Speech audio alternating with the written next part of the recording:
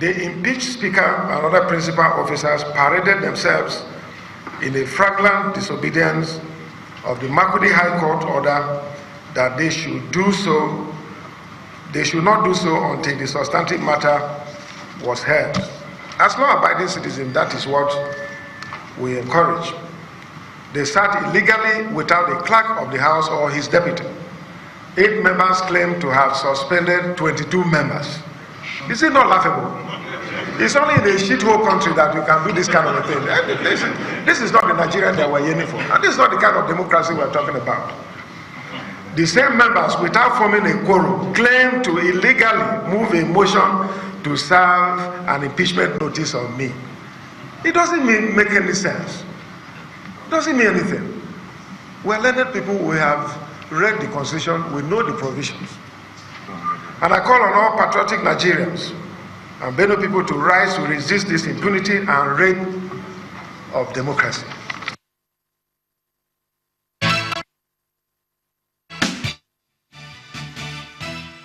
Welcome back. So what a day it was yesterday. We saw that of Kano. We saw scenarios in Imo. But then in Benue, it was also a huge one. So the thing about Benue, if you could just give you some, a bit of a background. It's a 30-member Benue State House of Assembly.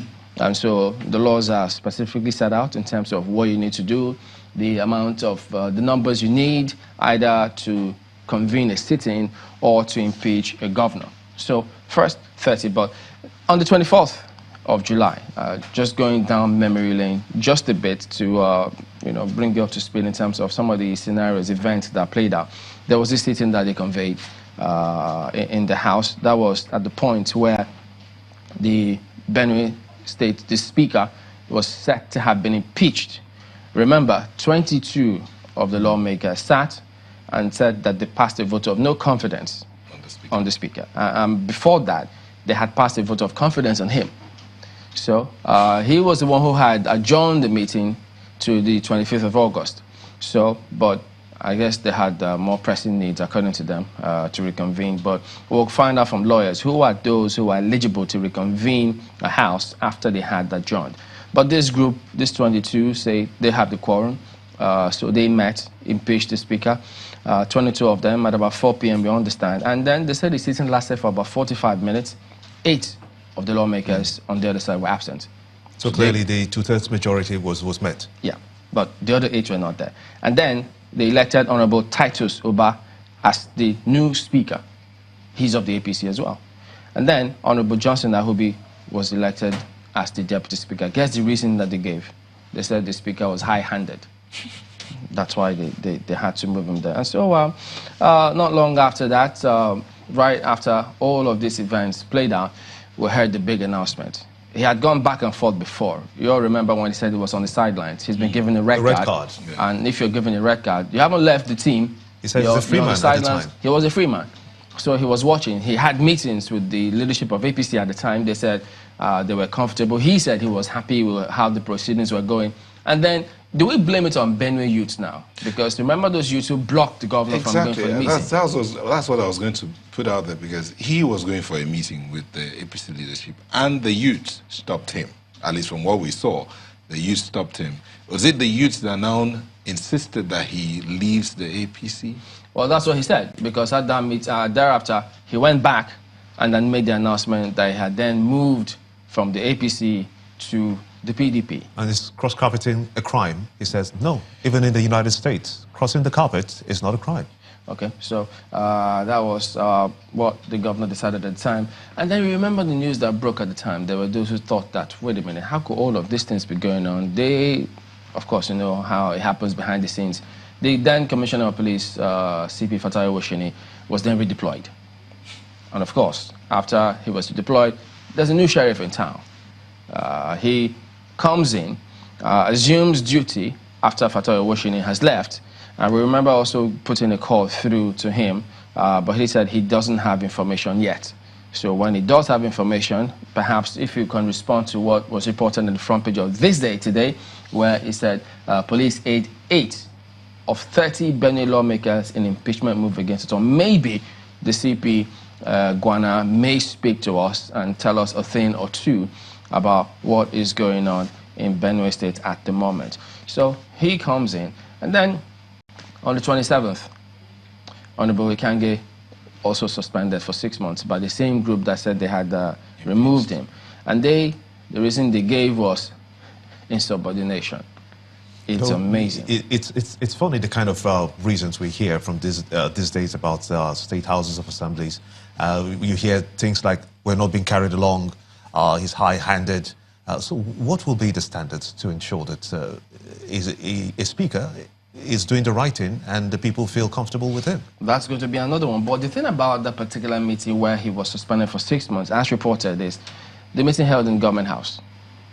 So we do remember at the time, too, where they told us that, look, if the police won't allow them sit, they could sit under the tree, they could sit anywhere, as the law permits. As far as they have a quorum. So those are the things which we will also find out today. Are they allowed to sit in the old banquet hall of Government House? Are they allowed to sit anywhere else other than the House of Assembly? Hello chamber. And so if they are able to do that, so many questions about that. But that wasn't the only event that happened on that particular day, because Honorable Tor Aye, he happened to be the only lawmaker who was from Labour Party. So he then moved to the PDP on the same day. He submitted his letter, you know the process. You submit your letter to the speaker reads it, then you then stand moved. But he, at the time, he gave a reason. Remember that they have reasons. If your party is not factionalized, if there's no division, they'll challenge your movement from one party to the other. But I'm not sure Section 68 was going to kick in, because the reason he gave is that he was sacked from the Labour Party. I don't know if it was a red card. Is that convenient, or what was that? Well, I don't know if it was a red card of sorts, but they said he was sacked, and so he had to then move. So those who may be thinking about invoking Section 68 of 1999 Constitution may have to think again, but I'm not sure if some lawyers will buy that. So then, on the 30th, you now saw the big drama, which is widely reported today. Members, those members, they say, some say, were they 8? Some of them, the APC said, no, they were not 8, they were 12 at some point, at day 11. So it's kind of hazy. But then they reconvened and then served impeachment notice to the governor. And now the question is, what's the figure you need to have that sitting?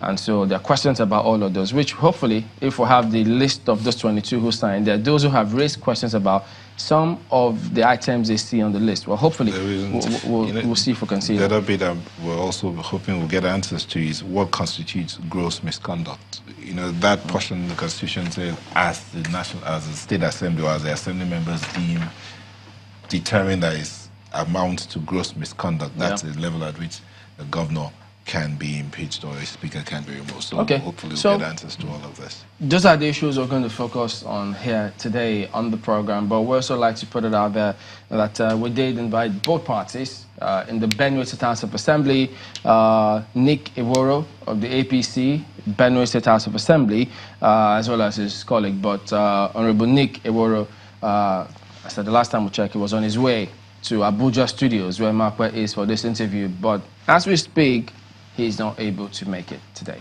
But we'll have to go with the program and go what we have. Markwe.